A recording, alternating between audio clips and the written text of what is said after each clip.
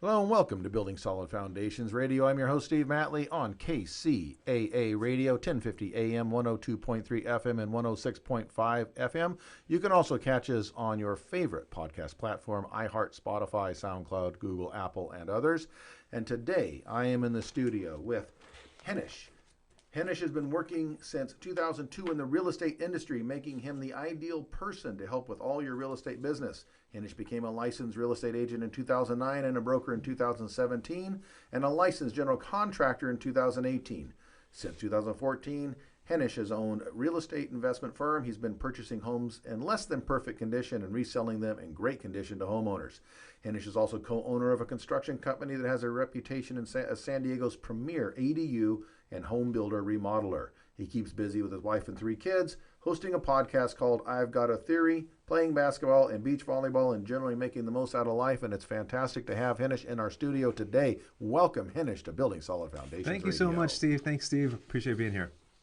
So, like me, you are in the real estate industry overall, but you do serve in a very different niche than what I do. You're working in ADUs. You're doing active real estate investing in the residential sector, and you are somewhat of an ADU expert. Is that right? We're getting good at this. Yeah, absolutely. We're figuring it out and figuring out how to help people get ADUs built at their house. You know, I don't know every single nuance, but I know enough to get them from start to finish. Yeah. All right. And in our the last episode on our show last week, we talked with another ADU expert. But for the listeners that may not have caught that, can you explain to us what an ADU is? Yeah, ADU is the legal term for accessory dwelling unit, which is basically a guest house, or they previously called granny flats.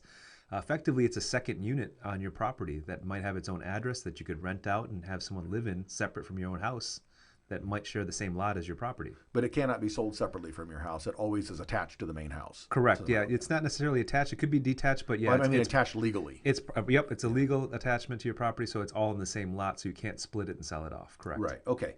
And we hear a lot about ADUs. They've been in the news. They kind of popped up a few years ago.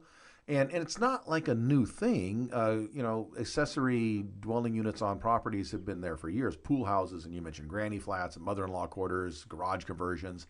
But they've popped up recently with the term ADU as if there's something new. But why is that? And why is right now the time that that's getting so popular? Sure. You know, we're in a massive housing crunch, and the legislators noticed this as well. So back in 2017, they changed some laws that made ADUs easier to build, because previously, with all the rules for setbacks, parking requirements, and other things that make it difficult to build these additional units, only 5% of the housing stock in California would have qualified for an ADU. Since those laws passed in 2017, now over 99% of homes can qualify for an ADU, right? They've changed the rules on setbacks, and parking, and other restrictions that would have prevented an ADU from being built. And they're saying, we need the houses, let's get them built, we'll figure it out. And the cities are backing that up. You know, they're approving these things. Right, and that was something where every city had their own different rules. Every city, every county, every agency with jurisdiction had a different set of rules. And so if you were working in one city and then you walk across the street and you were in a different city line, it's a whole different set of rules. And you don't really know if you can. Some cities liked them, some cities hated them. Neighbors would show up to planning commission meetings trying to stop these things. Now statewide, it's become almost legislated that this has to be something, especially in the more urban areas, where this is something that's available to be used to solve our housing shortage. There are rumors that everybody's leaving California, so there shouldn't be a shortage. What's your experience on that? I mean, yeah, in reality, yeah, people are still leaving. You know, it still is expensive. We're not building at nearly the pace that we need to keep people here. We're not building at nearly the pace we need to keep appreciation of home values under 20%. Yeah, and I want people to understand that. It's not like people are leaving and therefore we're not going to need to have these new homes because there'll be empty homes. People are leaving because they cannot get homes. Correct. They cannot find homes, or they cannot afford the homes that are available. Correct. Because there's so few available, and that's that whole supply and demand problem. And we're seeing even, you know, just recently in the news that even the outlying neighborhoods in San Diego County, the San Marcos, the Vistas, are all experiencing 20% rent increases too. So rents are going up as fast as home prices, which makes renting or buying a place just as difficult. So we desperately need more units so we can kind of balance out the supply and demand equation here. Right, and the way to try and keep rents from skyrocketing, rent control hasn't worked all that well in the past, but building enough units has. Correct. You correct that supply shortage, and rents stop skyrocketing. Correct. Yeah, I was recently interviewed by another news media, and they were saying, "Hey, how are ADUs going to solve affordable housing?" And I didn't think it would directly, because ADUs are brand new, right? They're brand new with brand new finishes and owners that want to get market rent on it. But that place where that person used to live is now vacant, and maybe that's slightly below market rent because it's not as brand new as the place that they just moved into. So it's opening up those units. And so she appreciated that response, because she's like, yeah, you're right, because they just moved out of someplace that's now available to someone that could afford slightly less than a brand new rental unit. That's right. And again, anytime you take the pressure away from that lack of supply, it's going to help stabilize the prices on the rent. And that's a real problem, especially here in California. There's other places in the country too, but California particularly has some of the highest rents anywhere in the nation. Yeah. Especially in the coastal urban areas. Absolutely. Yeah, absolutely. It's hard to find a place, and I know any place that pops up for rent, whether it's my friends or clients that are looking for a place, they're having to beat out 10, 20, 30 other applicants for rent. And that's the same thing for offers on properties too. So now's a good time if you're a homeowner and you've got a little space in your backyard. Now's a good time to think about that. It's, sometimes people are like, oh, I'm going to wait till costs come down. And I'm always like, on what? Because labor isn't cheaper. Materials have come down from pandemic highs. And so I don't think that there's any other downward pressure on pricing for materials or labor. And it's like planting a tree. Best time was 20 years ago. Second best time is today. Right, and the interest rates will creep up a little bit, and so the cost of getting the money to do it will get more expensive. True, and then the opportunity cost you're losing, right, of the rent that you could be getting 12 months from now if you said let's start now versus in 6 months or a year from now. Okay, so if I wanted to do this, what do I expect in this process? What am I getting myself into? Yeah, first you have to kind of find out what you want, right? Sometimes people say, yep, I want to build a 600 square foot ADU in my backyard. Other people say, I don't know what I can do. Can you tell me, right? And that's when we hire a design firm or feasibility study and say, here's what's possible, here's what's highest and best use, or here's how you can max out your lot. You may not want that. You may not want your entire lot developed to the full capacity. So you might say, I want less than that. And so once you find out what you want, then we start putting pen to paper and drawing up those plans. And once we have the plans that fit your needs for whatever you're going to do with it, house family, rent it out, make sure that you have the privacy that you want on your main residence, and accommodate for views or any other special features on your lot, we're working with the designer in that phase to make sure that the construction plans meet your construction budget. So that way you're not surprised that you were thinking you're going to spend $200 and then the designer designed something that's going to cost you $400. Right, and feasibility is always the first step in anything you're going to do, and that is just like the name sounds. It's figuring out, is this feasible? Is it economically feasible? Does it fit my budget? Does it generate the income I want out of it? Am I going to be able to still use my yard to some degree?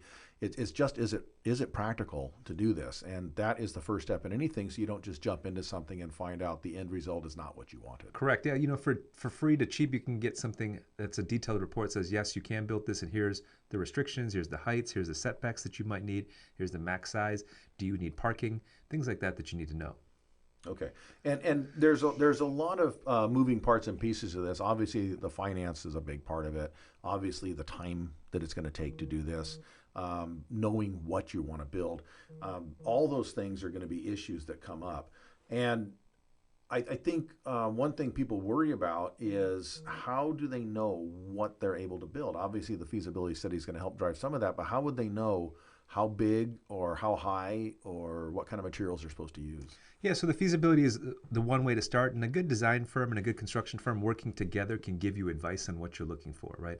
Do you want it to match your primary residence? Do you want it to look different or modern or some other kind of aesthetic, which is fine too. So we always tell people, give us your Pinterest board and your favorite houses that you want this thing to look like, and we can design it to that. So that's one of the ways. The other constraint is money. How much money do you have access to? How much money could you pull out in terms of equity from your home? Or could you borrow in terms of a HELOC or something like that? And so that's the other constraint. So if you tell us, yeah, that the most I can possibly spend is X, well, then we'll make sure that we can give you a proposal and a design that fits your budget.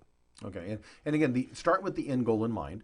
If the end goal in mind is to generate a certain amount of cash flow or to create a certain amount of appreciation in your property, then that means the end goal is not to release your inner interior designer and go crazy with all kinds of fancy finishes, because that's not going to get you there. True. Yeah, and we give people that feedback, right? I mean, a sliding door works the same as a La Cantina door, except that a La Cantina door costs 10 times as much. That's right. And we can use hardwood floors, or we can use something that looks a little like a hardwood floor that's made out of vinyl, and get a lot more. And especially if you're going to rent it out to somebody, they're not going to treat the place nice like it's their own. The good tenants are out there. But the fact is, you never treat the place as nice as when you own it yourself. True. And so we have both demographics. People that say, hey, this is just a rental. I want it to be tough and sturdy and last for 20 years and not have to worry about anything. And then we have I'm building it for my mom. I want it to be nice. She's my mom. And that's where, again, start with the end in mind. Who is this for? Is my kid moving in there, and he's going to have his friends over, and they're going to do parties and that kind of stuff? Is my parents moving in there? It's going to be nice. Is it just some stranger I'm getting money from that's going to move in there? And those are all very, very different. And understanding in the neighborhood you're in, who's your market that's going to be out there? Are you in an area of young urban techies, or are you in an area where seniors are needed? We're going to have to take a short break here, but think about that. When we come back, I want to talk about how we're going to pay for this stuff, and how do you know you're working with the right people? This is Building Solid Foundations Radio. We're talking ADUs with Hennish, and we're going to be right back after this. Don't go anywhere on Building Solid Foundations Radio.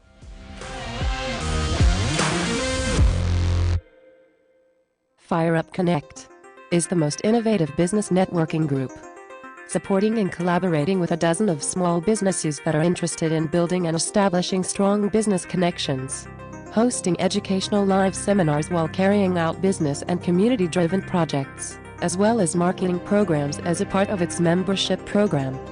FireUp Connect also offers virtual assistance with a wide range of services, including inbound customer support, chat support, appointment setting and email management, graphic designing, video editing, web design and development, social media marketing, e-commerce solution, content writing, and much more. For more information, head on over to www.fireupconnect.com. FireUp Connect, helping success stories unfold every day.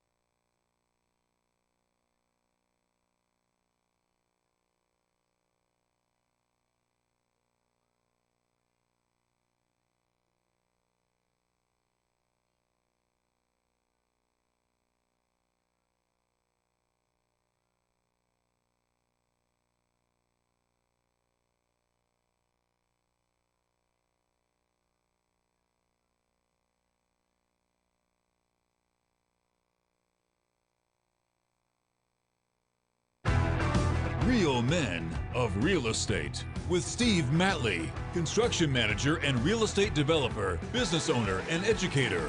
Did you know that right now there's 22,000 units deficit? Tunde Ogunwale, real estate development professional, Naval Academy grad, and veteran with a deep understanding of the public sector process. All of us want to live in thriving communities. Brian Fox, real estate expert and investor, dedicated to helping hundreds of clients make money in real estate every year. There's so much housing going in. The builders are begging for more land. Future company can come in, lease up space to employ those people who are living in the homes. We have to put the housing in place. That either we have to have houses, They want to make sure that there's a strong employment. logistics centers, things like information hubs. We are a shipping economy now. There's economies all over the country where their prices are doubling and tripling.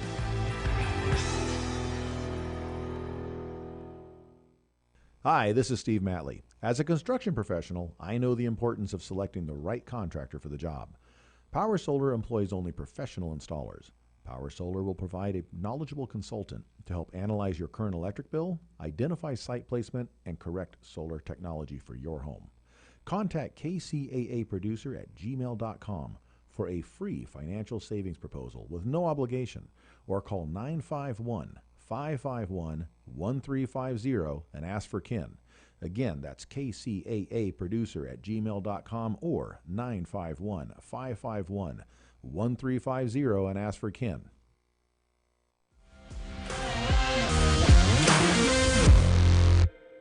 Welcome back to Building Solid Foundations Radio. I'm your host, Steve Matley. Today, we are talking ADUs with Henish Polakal, and he is an expert in ADUs, primarily working in the San Diego County area of Southern California. If you want to reach out to Henish and get some information, you can go to his website, calhomeco.com, CALHOMECO.com, or you can call 858-380-8765 to reach them.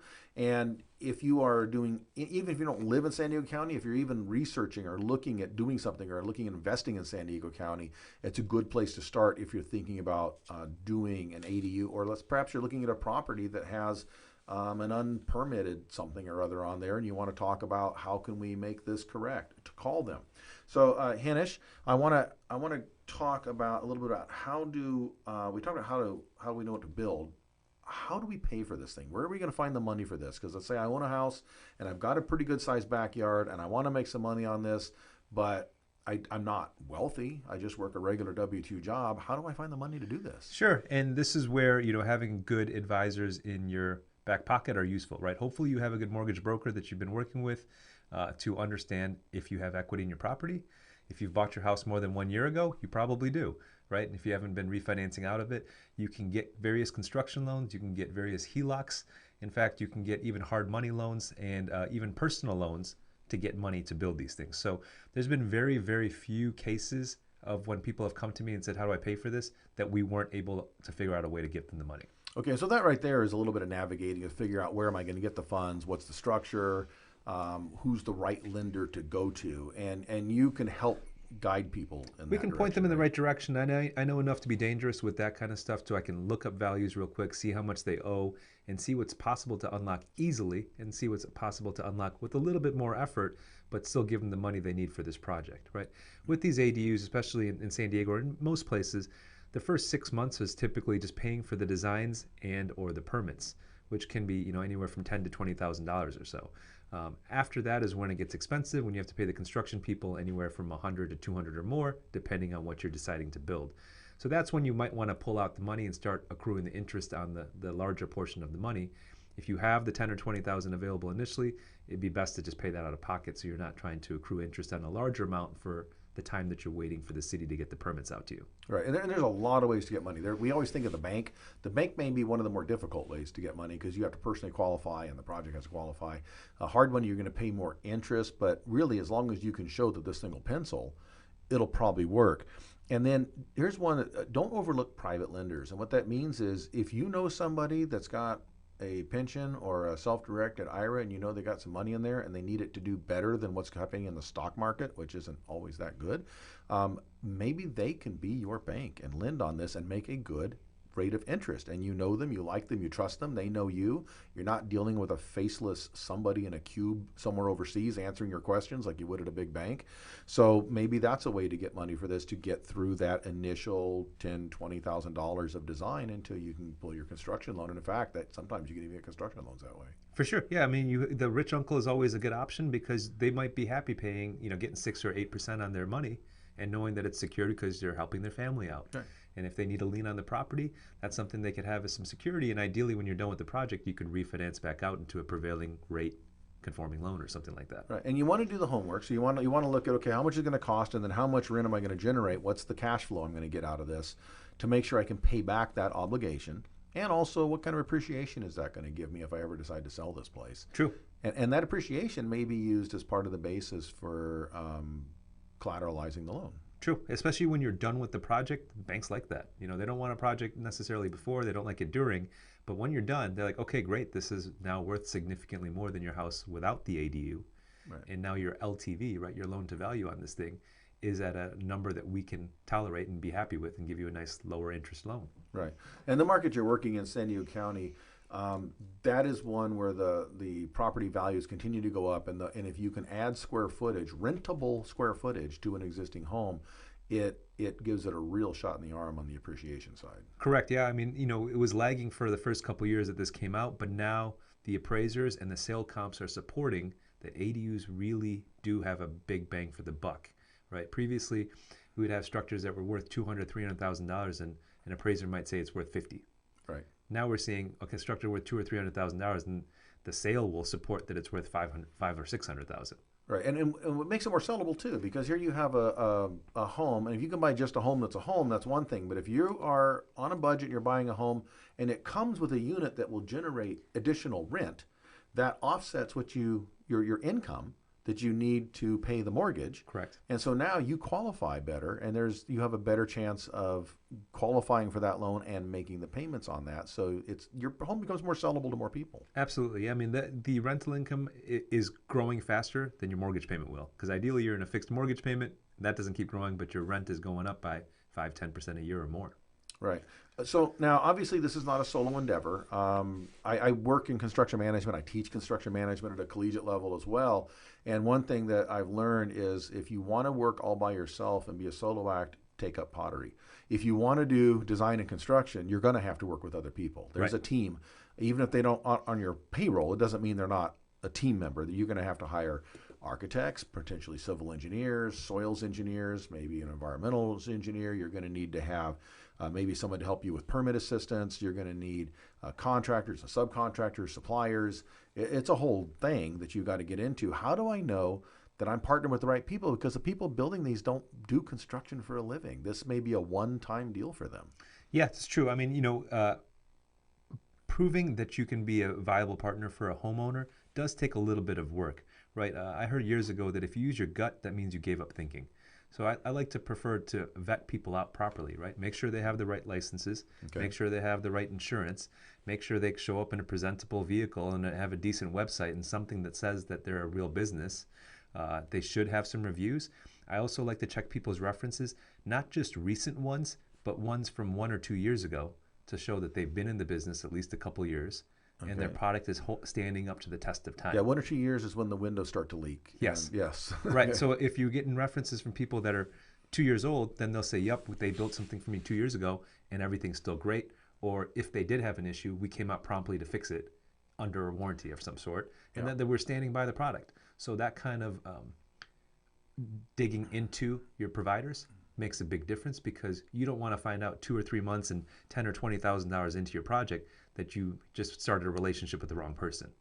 And the other thing, when you get the references from a few years back, you're not hiring somebody that just got licensed last week and you're the guinea pig. Right. And you're the first project that they're going to put on their portfolio. And that's great. Everybody needs a first project. I get that, but you don't necessarily want to be that. No, it's absolutely. And so knowing who the team is that you're getting and understanding the resumes of the people on my team is important. For an example of my company, I've only owned the company 4 years, but people that work for me have been in the industry 15, 20 years as their own GCs and have joined my company to be part of something bigger and grow it. And they have the technical expertise to put together houses in high quality and know all the right people in town, so they know the subs to get there that'll show up on time, perform, and will hold up to the quality that we expect from our projects. So now in our culture, we have this idea where there are certain things that we brag if we spend a lot of extra money on, maybe clothing, shoes, those kind of things, electronics. Other things we brag if we got a great deal, when we buy a car, right? I got the same car for less. When it comes to construction and buildings, everybody wants the lowest price. It's always, we have this mentality, we go out to the bid. What's your thought on taking the lowest bid to get this done? There's different ways to give analogies for this, and it's kind of like if you need a surgery, do you want to go out and find the cheapest doctor, or do you want to find the best one, right? Right. And so there's a way to figure out a middle ground of, if I needed a procedure done, you could go down to Tijuana and get it done for 1/10 of the cost of what you could get it done at a real hospital in San Diego, at the risk of getting sepsis, right? Yeah, so, or Novocaine slightly extra. Yeah, and so reviewing the quality of the proposal is important, and those references will tell you a lot too, right? If we were giving out bids for $200,000 and then we finished at $350,000, that's a problem, right?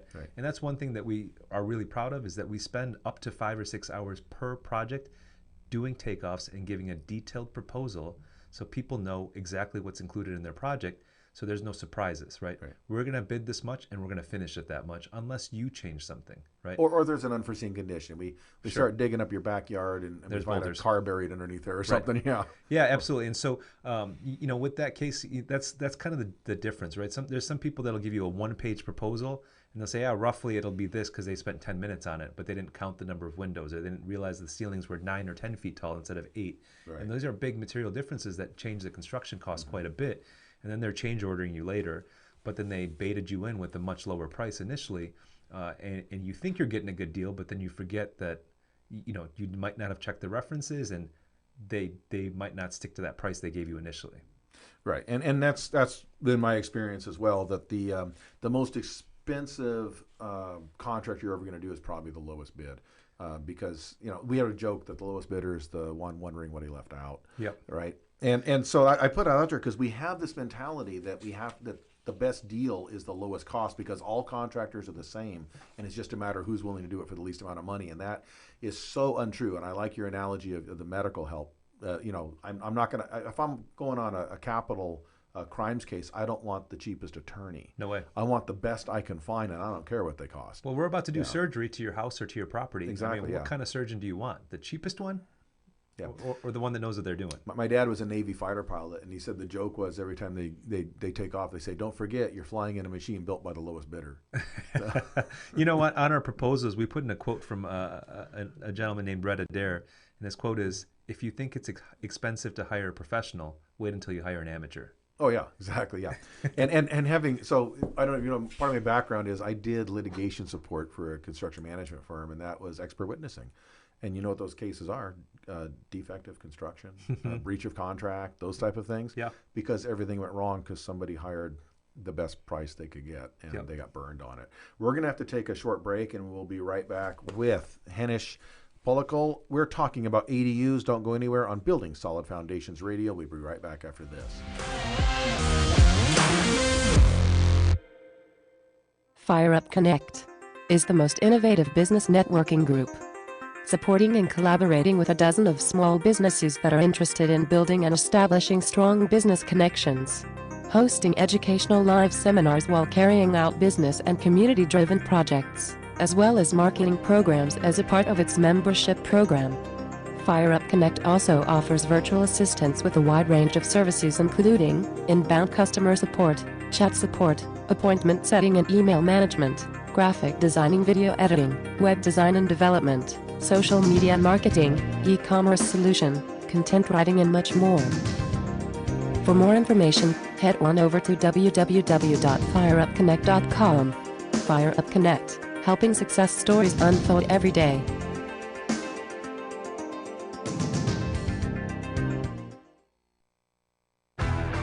Real Men of Real Estate with Steve Matley, construction manager and real estate developer, business owner, and educator. Did you know that right now there's 22,000 units deficit? Tunde Ogunwale, real estate development professional, Naval Academy grad, and veteran with a deep understanding of the public sector process. All of us want to live in thriving communities. Brian Fox, real estate expert and investor, dedicated to helping hundreds of clients make money in real estate every year. There's so much housing going in. The builders are begging for more land. Future company can come in, lease up space to employ those people who are living in the homes. We have to put the housing in place. We either have to have houses. They want to make sure that there's a strong employment. Logistics centers, things like information hubs. We are a shipping economy now. There's economies all over the country where their prices are doubling and tripling.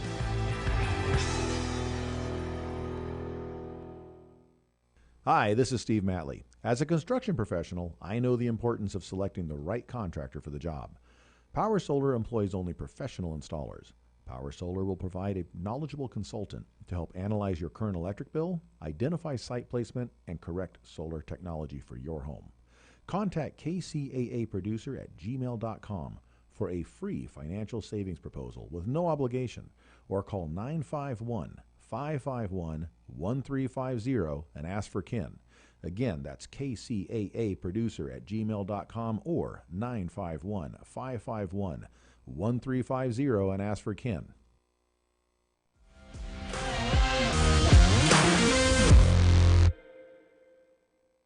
Welcome back to Building Solid Foundations Radio. I'm your host, Steve Matley. Today we are talking to Henish Polakol about ADUs, all things ADUs, and he is an expert in that particular niche of the real estate industry. And we talked a lot about ADUs and how to do them, what to expect, how to cost them, who to work with. But what I'm really curious about, Henish, is how you got involved in this. What's your background? Yeah, I mean, I started right out of college in the mortgage industry back in 2002, right? So this is kind of the fabled pre-recession era of Wild West mortgages, and I got recruited into a company that did that. And so started off with some underwriting.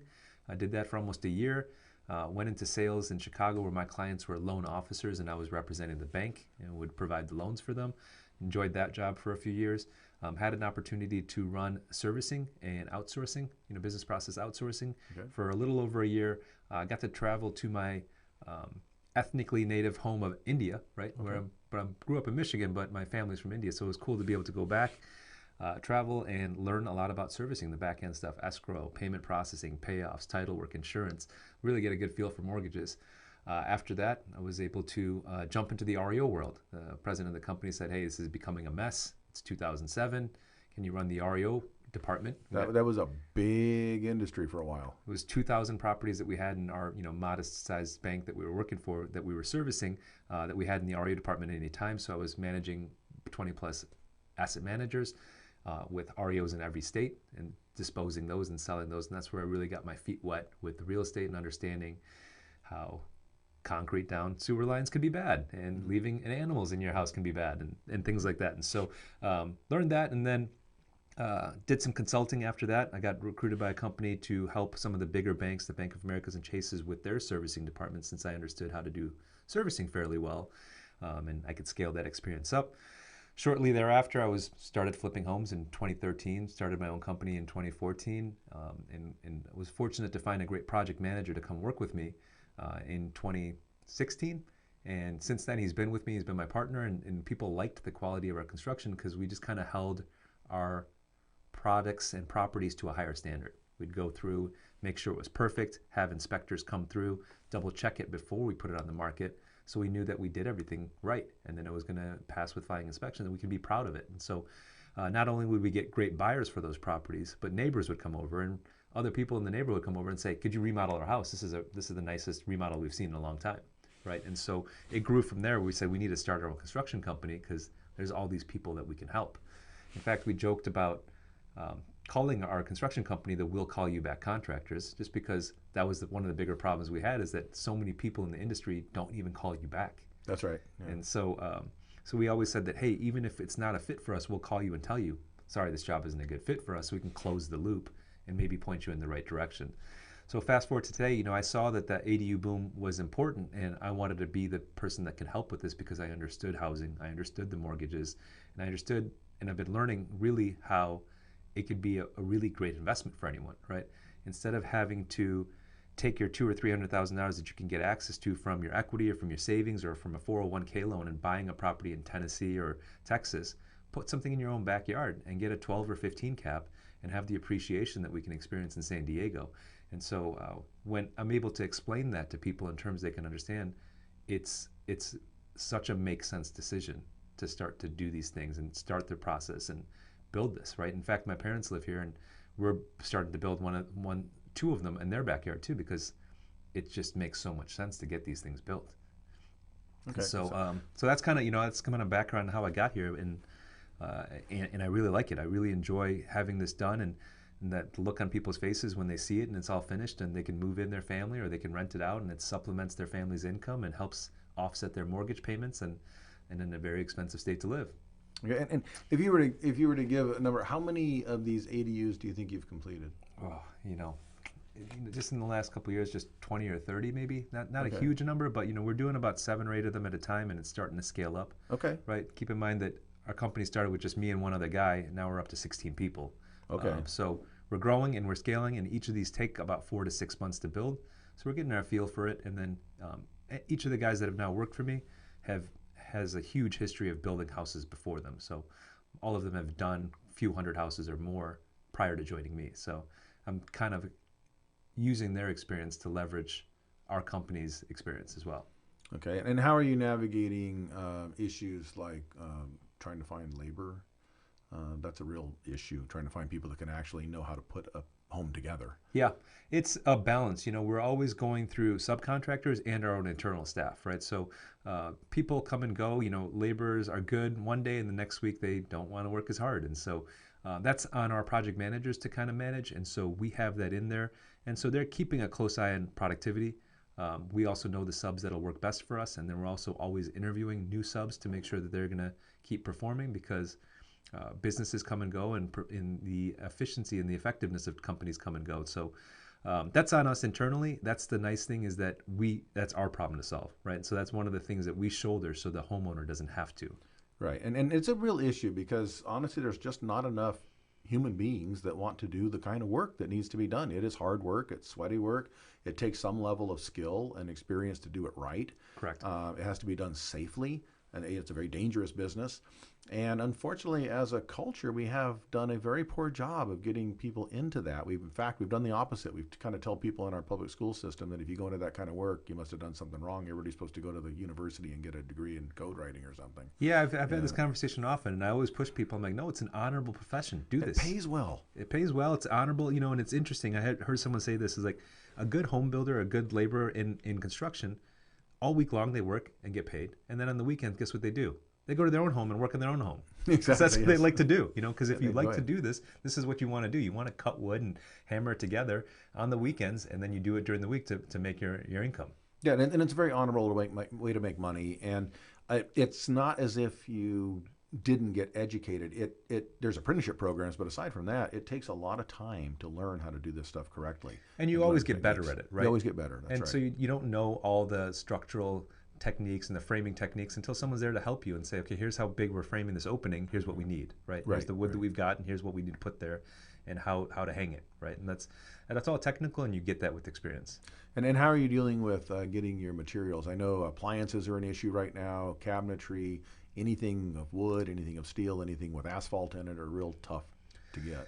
Yeah, we have a really detailed program that we use that instructs homeowners and clients that work with us on the schedules for material selection, right? And so we'll help them with that and tell them, here's the flooring options you have, or you can choose from any of these. We really highly advise you pick something in stock, and here's the things we know that are in stock. And pick it early. Yeah, pick it early. We can save it in our warehouse, and then when it's ready to go, we're ready to go instead of waiting on it.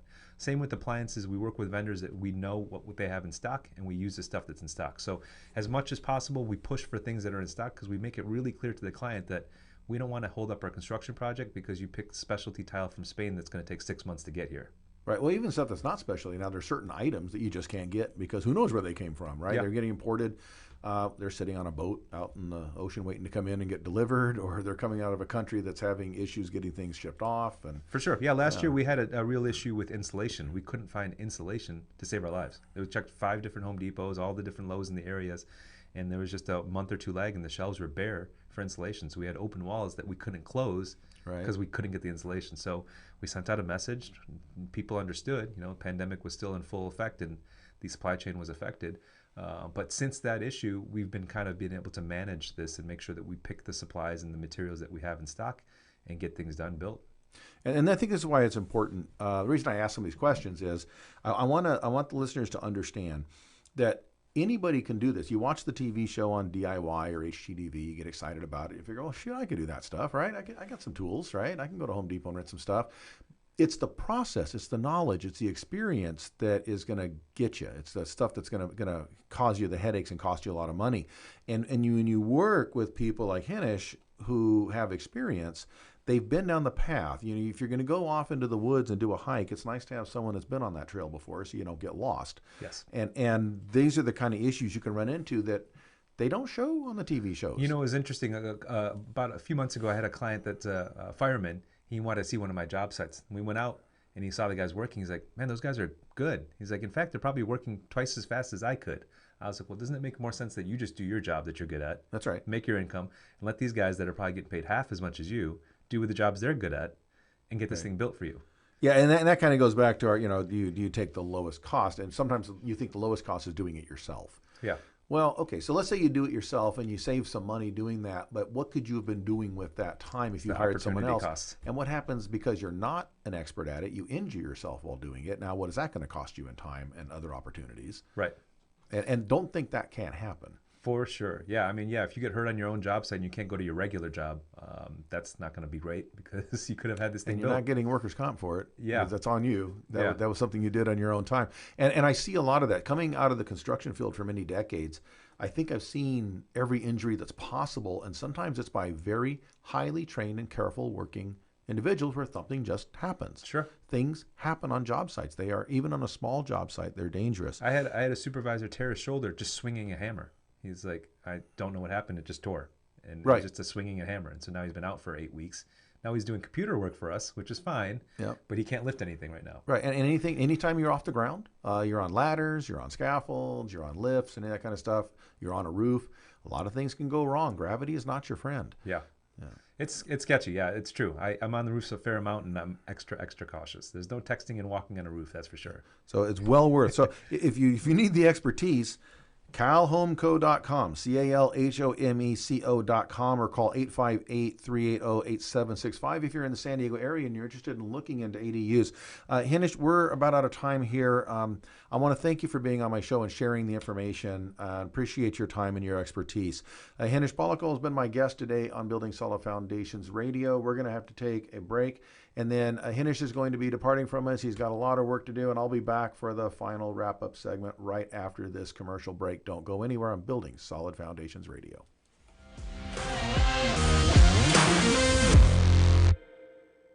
Fire Up Connect is the most innovative business networking group, supporting and collaborating with a dozen of small businesses that are interested in building and establishing strong business connections.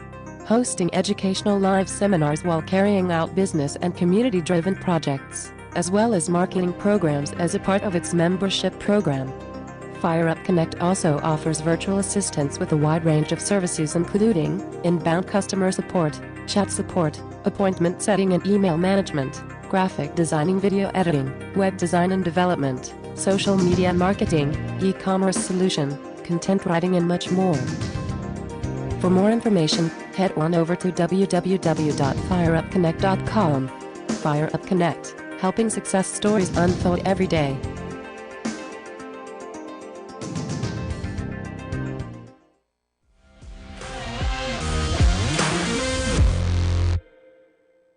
Welcome back to Building Solid Foundations Radio. I'm your host, Steve Matley.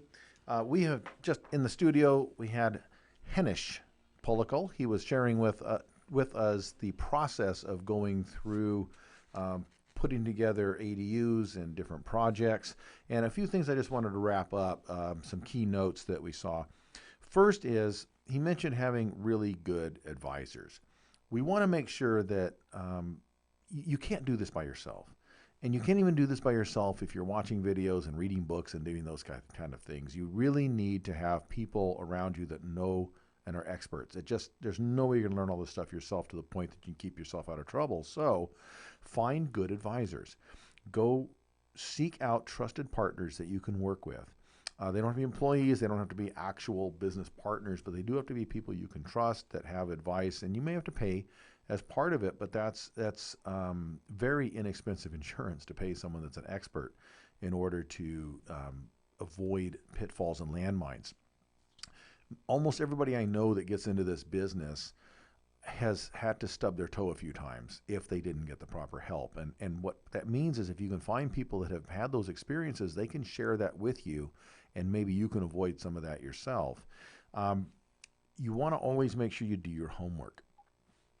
Figure out a budget. How much money do you actually have? Do a real serious, honest look at where you are, what you have, what your resources are, and figure out what money do you have to put up front. Do you need to go get funds from somewhere else?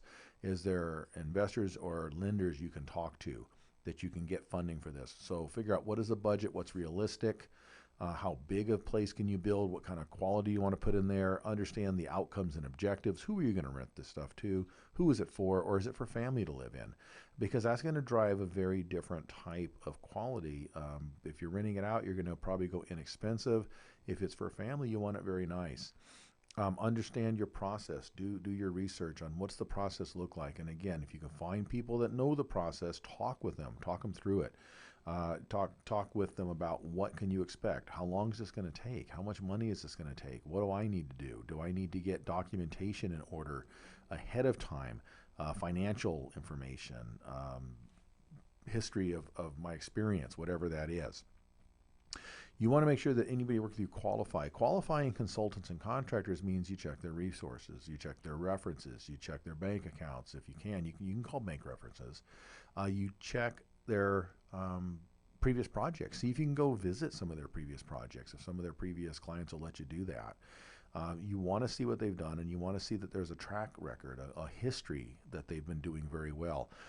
And one of the things that keeps people from doing this is the fear of doing it wrong. And so while you're doing all this, and yes, you want to make sure you spend the necessary time and put the effort in to doing the research, doing the homework, checking in your budget, putting your documents together, and having a plan, you also, at the same time, don't want to get so wrapped up in that you never actually get started.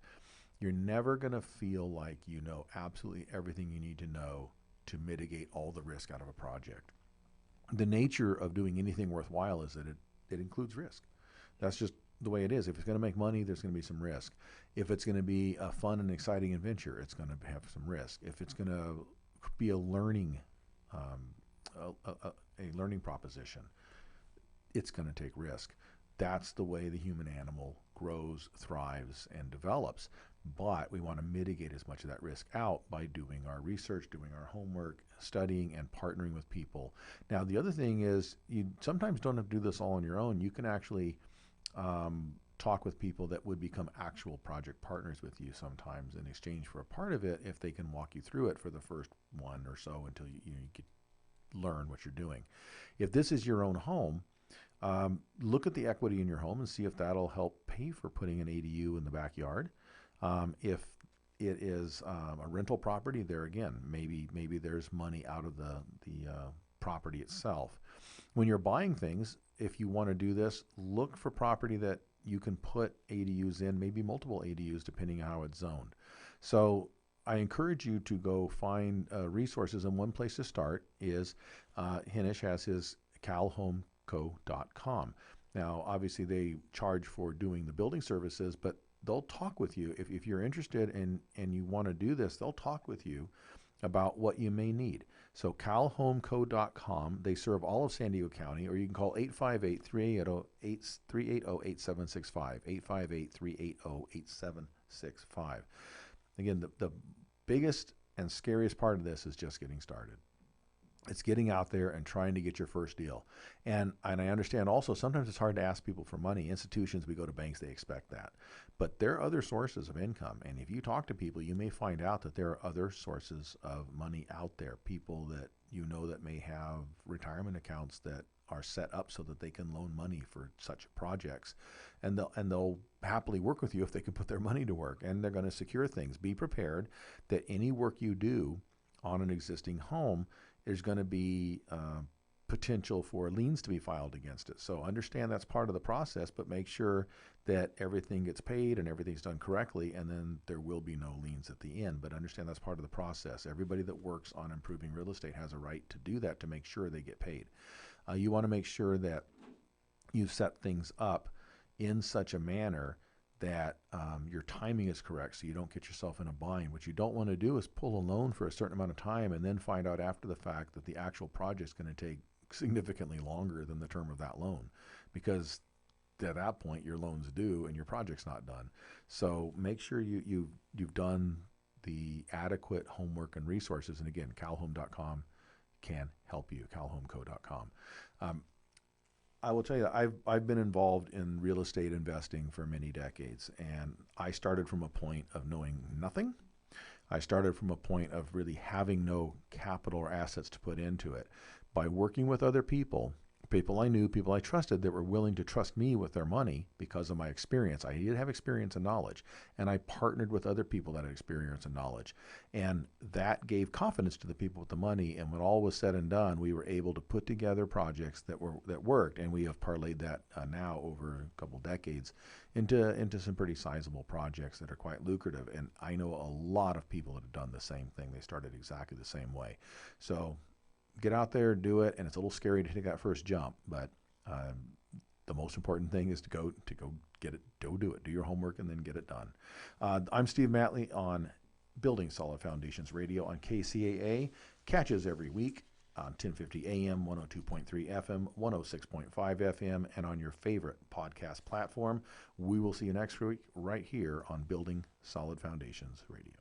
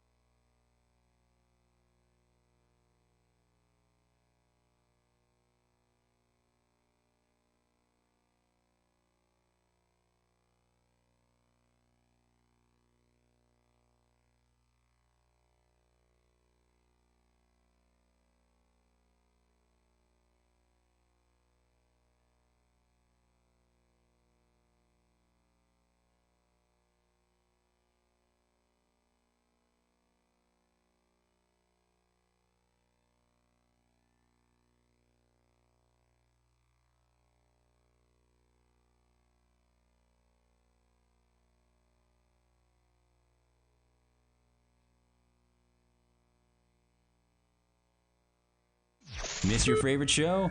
Download the podcast at kcaaradio.com.